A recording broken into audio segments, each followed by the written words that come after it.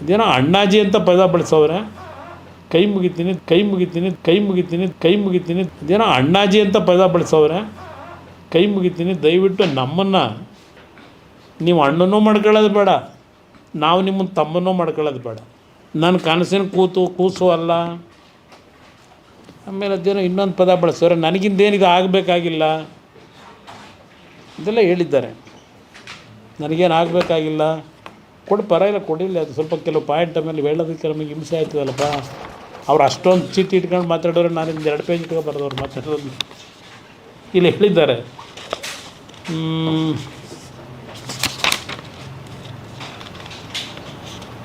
ನಾನು ಪಿತಾಮಹ ಅಲ್ಲ, ನನ್ನ ಕನಸಿನ ಯೋಜನೆ ಅಲ್ಲ, ನನಗೆ ಯೋಜನೆ ಅವಶ್ಯಕತೆ ಇಲ್ಲ. ಇವರಿಗೆ ಬ್ರದರ್ ಅವಶ್ಯಕತೆ ಇಲ್ಲದೆ ಇದ್ದ ಮೇಲೆ ಈ ಯೋಜನೆ ಕೈ ಯಾಕೆ ಹಾಕೊಂಡವ್ರೆ?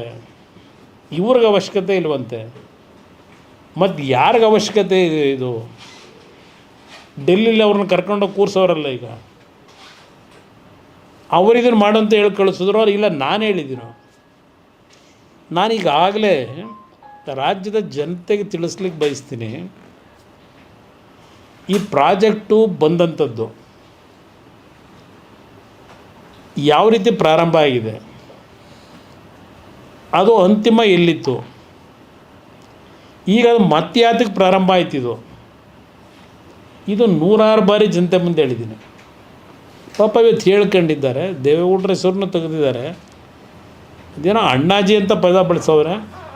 ಕೈ ಮುಗಿತೀನಿ, ದಯವಿಟ್ಟು ನಮ್ಮನ್ನು ನೀವು ಅಣ್ಣನೂ ಮಾಡ್ಕೊಳ್ಳೋದು ಬೇಡ, ನಾವು ನಿಮ್ಮನ್ನು ತಮ್ಮನೂ ಮಾಡ್ಕೊಳ್ಳೋದು ಬೇಡ. ಅದರ ಅವಶ್ಯಕತೆ ನನಗಿಲ್ಲ.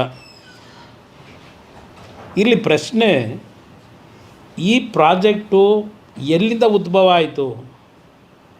2006 ಹೌದು, ನಾನು ಮುಖ್ಯಮಂತ್ರಿ ಆದೆ. 2006ರಲ್ಲಿ ಮುಖ್ಯಮಂತ್ರಿ ಆದಾಗ ಅದೇನೋ ಎಂ ಬಿ ಪಾಟೀಲ್ ಬೇರೆ ಪಾಪ ತೋರಿಸ್ತಾಯಿದ್ರು. ಎಂ ಬಿ ಪಾಟೀಲ್ರು ಏನು ನಮ್ಮ ರಾಜ್ಯದಲ್ಲಿ ಇಂಡಸ್ಟ್ರಿ ಮಿನಿಸ್ಟ್ರಾಗಿ ಏನು ಪಾಪ ಅತ್ಯಂತ ಪಾರದರ್ಶಕವಾಗಿ ಇಂಡಸ್ಟ್ರಿ ಮಿನಿಸ್ಟ್ರಾಗಿ ಲ್ಯಾಂಡನ್ನು ಅಲಾಟ್ ಮಾಡೋದಕ್ಕೆ ಯಾರನ್ನು ನೇಮಕ ಮಾಡ್ಕೊಂಡವ್ರೆ? ನಾನು ಕಾಣದೇ ಇರೋದ? ನಾನು ಆ ಥರ ಯಾರನ್ನೂ ಏಜೆಂಟ್ ಇಟ್ಕೊಂಡಿರಲಿಲ್ಲ ನನ್ನ ಜೀವನದಲ್ಲಿ, ಇಟ್ಕೊಂಡೂ ಇರಲಿಲ್ಲ, ಇಟ್ಕೊಳ್ಳೋದು ಇಲ್ಲ, ಅದರ ಅವಶ್ಯಕತೆಯೂ ಇಲ್ಲ ನಮಗೆ. ಈ ಪ್ರಾಜೆಕ್ಟ್ ಶುರು ಮಾಡಿದಾಗ ಬೆಂಗಳೂರು ನಗರದಲ್ಲಿ ಇದ್ದಂಥ ಒಂದು ಒತ್ತಡಗಳು ಪಾಪ ಹೇಳಿದ್ದಾರೆ. ಕೃಷ್ಣ ಅವರ ಹೆಸರು, ವೀರಪ್ಪ ಮೊಯ್ಲಿ ಹೆಸರು, ಇವರೇ ಅದಿಂಥದ್ದು ಏರ್ಪೋರ್ಟಿಂದು ಭೂಮಿ ಅಕ್ವೈರ್ ಮಾಡಿ ದುಡ್ಡು ಕೊಟ್ರಂತ 6 ಲಕ್ಷ ಇದೆಲ್ಲ ಹೇಳ್ಕೊಂಡಿದ್ದಾರೆ. ಪಾಪ ಹಳೆದನ್ನೆಲ್ಲ ನೆನೆಸ್ಕೊಂಡಿದ್ದಾರೆ.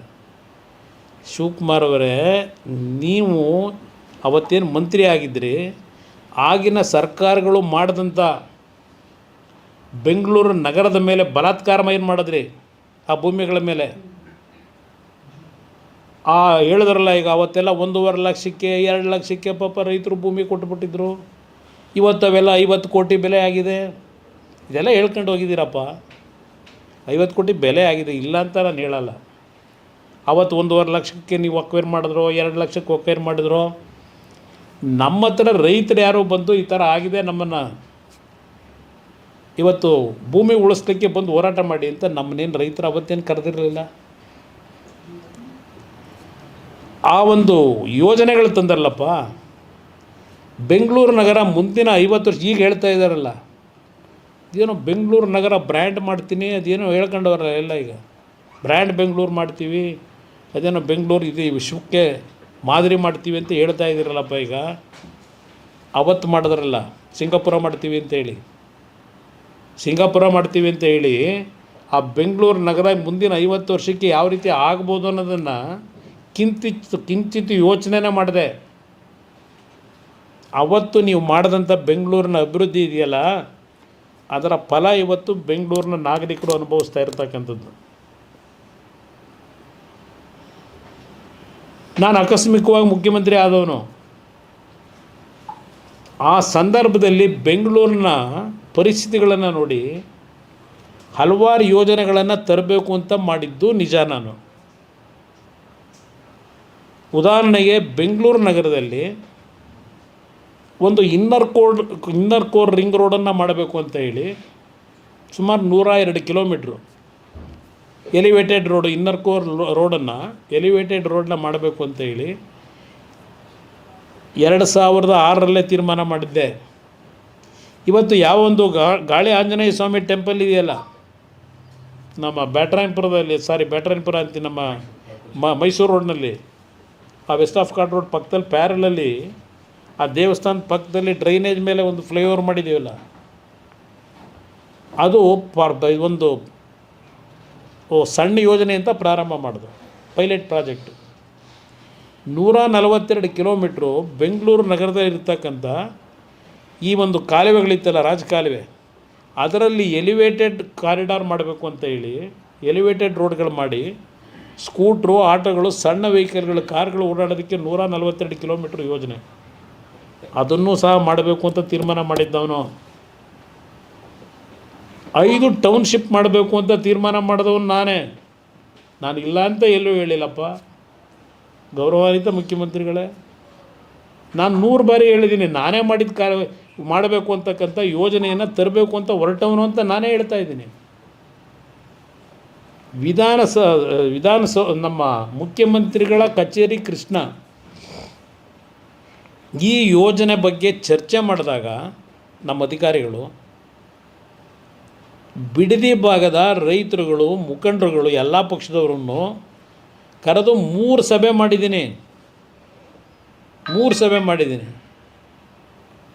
ಆ 3 ಸಭೆಯಲ್ಲಿ ಜನಗಳು ಕೊಟ್ಟಂಥ ಅಭಿಪ್ರಾಯಗಳು, ಹೆಣ್ಣುಮಕ್ಕಳು ಸಹ ಬಂದಿದ್ದರು ಆ ಸಂದರ್ಭದಲ್ಲಿ. ಅದೆಲ್ಲ ಇನ್ನೂ ಕೆಲವರು ಬದುಕಿದ್ದಾರೆ, ಅವತ್ತು ಏನೇನು ನಡೆದಿದೆ ಘಟನೆ ಅನ್ನೋದು ನಾನಿಲ್ಲಿ ಈಗ ಕತೆ ಕಟ್ಟಬೇಕಾಗಿಲ್ಲ. ಇದೆಲ್ಲ ನಡೆದಿರ್ತಕ್ಕಂಥದ್ದು ಬದುಕಿದ್ದಾರೆ. ಆ ಸಂದರ್ಭದಲ್ಲಿ ಯಾವೊಂದು ಕೇಂದ್ರ ಸರ್ಕಾರ SEZ ಒಂದು ಆ್ಯಕ್ಟನ್ನು ತಂದರು 2005.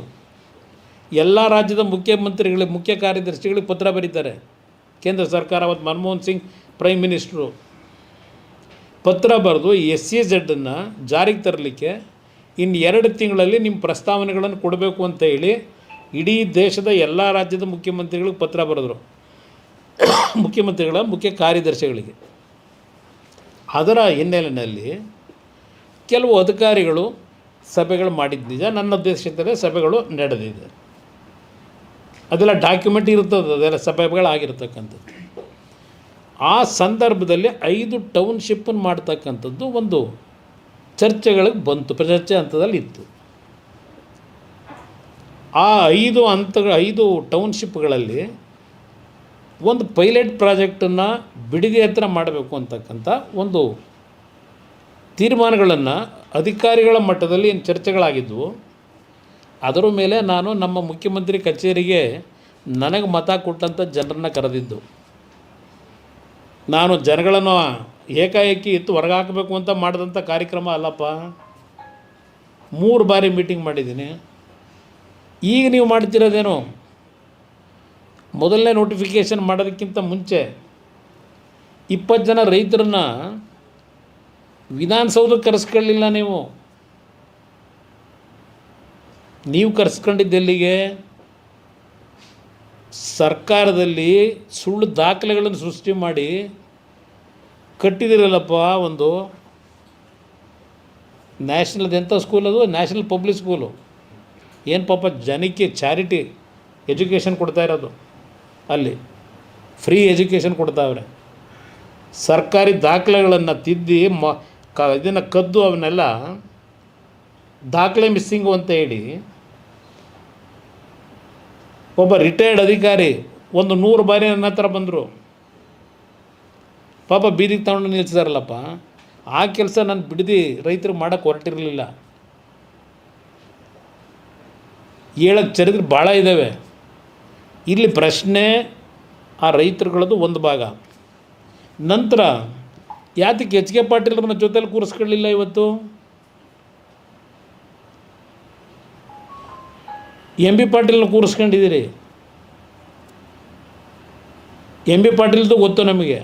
ಎಂ ಬಿ ಪಾಟೀಲೆಲ್ಲ ಸತ್ಯಶೋಧನಾ ಸಮಿತಿಯಲ್ಲಿ ಇದ್ದಿದ್ದು.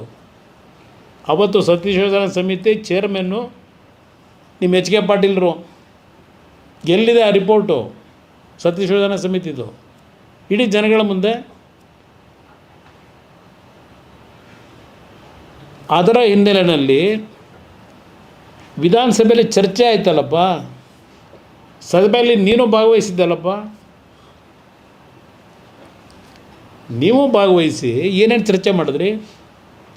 ಶಿವಕುಮಾರು, ಸಿದ್ದರಾಮಯ್ಯ, ಮಲ್ಲಿಕಾರ್ಜುನ್ ಖರ್ಗೆ, ಧರ್ಮಸಿಂಗು, ಶ್ರೀರಾಮರೆಡ್ಡಿ, ಮಾಧುಸ್ವಾಮಿ, ಜಯಪ್ರಕಾಶ್ ನಾರಾಯಣ್, ಹೇಳ್ತಾ ಹೋಗಬಲ್ಲ ಹೆಸರುಗಳನ್ನ, ಯಾರ್ಯಾರು ಚರ್ಚೆಯಲ್ಲಿ ಭಾಗವಹಿಸಿದ್ರು, ಏನೇನು ಚರ್ಚೆಗಳಾಯಿತು ಹೇಳಿದ್ರಲ್ಲಪ್ಪ ನೀವು ಅವತ್ತು ಸಭೆಯಲ್ಲಿ, ವಿಧಾನಸಭೆಯಲ್ಲಿ ಅಧಿವೇಶನದಲ್ಲಿ ಹೇಳಿದ್ರಿ. ಕೇವಲ ಅದು ಸ್ವಾತಂತ್ರ್ಯ ಬಂದಂಥ ಸಂದರ್ಭದಲ್ಲಿ ಮುಖ್ಯಮಂತ್ರಿ ಆದಂಥ ಕೆ ಸಿ ರೆಡ್ಡಿ ಅವರ ಕಾಲದಿಂದ ಧರ್ಮಸಿಂಗ್ ಕಾಲದವರೆಗೆ ನಾವು ಕೇವಲ 18,000 ಎಕರೆ ಅಕ್ವೈರ್ ಮಾಡಿದ್ದು ಭೂಮಿನ. ಈ ಸರ್ಕಾರ ಬಂದು BJP JDS ಸರ್ಕಾರ 18 ತಿಂಗಳಿಗೆ 1,60,000 ಎಕರೆ ಭೂಮಿ ನೋಟಿಫಿಕೇಷನ್ ಮಾಡೋಕ್ಕೆ ಕೊಟ್ಬಿಟ್ಟವ್ರೆ. ಇದೆಲ್ಲ ಭಾಷಣ ಮಾಡಿದಿರಲ್ಲಪ್ಪ, ಅದೆಂಥದ್ದು ಇಷ್ಟೊಂದು ಕಂತು ಇಟ್ಕೊಂಡಿದ್ರಲ್ಲ, ಚೀಟಿಗಳು ತೆಗೆದು ಆ ಕಡೆ ಈ ಕಡೆ. ಪಾಪ ನೋಡ್ತಾ ಇದ್ದೆ ನಿಮ್ಮ ಪರದಾಟನ, ನಿಮ್ಮ ಮುಖದಲ್ಲಿ ಆ ಪಾಪ ಪ್ರಜ್ಞೆ ಅನ್ನೋದು ತುಳುಕ್ತಾ ಇತ್ತು ಆ ಟಿ ವಿಲಿ ನೋಡಿದ್ರೆ.